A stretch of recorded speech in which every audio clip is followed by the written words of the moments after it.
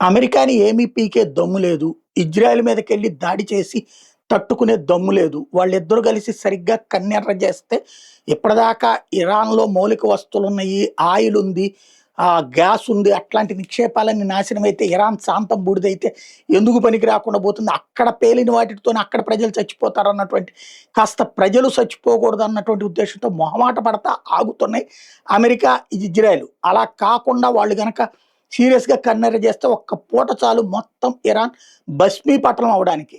అమెరికాని Iran అట్లా చేయలేదు. ఇజ్రాయెల్‌ని అట్లా చేయలేదు. ఇక్కడ తప్పు చేస్తోంది ఇరాన్. ఇంతకుముందే హమాస్ తీవ్రవాదుల్ని, హెజ్బుల్లా తీవ్రవాదుల్ని ఇజ్రాయెల్ మీద దాడికి ప్రయత్నించడంతో ప్రారంభమైందే ఈ గొడవంతా కూడా. తీవ్రవాదుల్ని తయారు చేసి ఇజ్రాయెల్ అంతానికి 40 ఏళ్లుగా అది పంతం పడితే, ఆ పంతానికి రివర్స్‌లో పోరాటం చేస్తూ తమ వాళ్ళని కాపాడుకునే ప్రయత్నం చేస్తున్న ఇజ్రాయెల్‌కి అమెరికా తప్పనిసరి అండ నిలబడక తప్పని పరిస్థితి తెచ్చిపెట్టింది ఇరాన్. ఇప్పుడు తాజాగా ఏంటి మళ్ళీ ఐఆర్‌జీసీ వార్నింగ్‌లు ఇస్తోంది. ఎవరికి? అమెరికానేదో పీకుతాను, ఇజ్రాయెల్‌నేదో పీకుతానని కాదు. జియోనిస్టిక్ కంట్రీస్ అంట. ఏది? అమెరికా వాదానికి మద్దతిచ్చే దేశాలంటూ Dubai, Saudi Arabia, Kuwait, Bahrain, Jordan, ఖతార్‌ల మీద దాడి చేస్తాం. వీళ్ళందరూ వాళ్ళ పార్ట్నర్లు.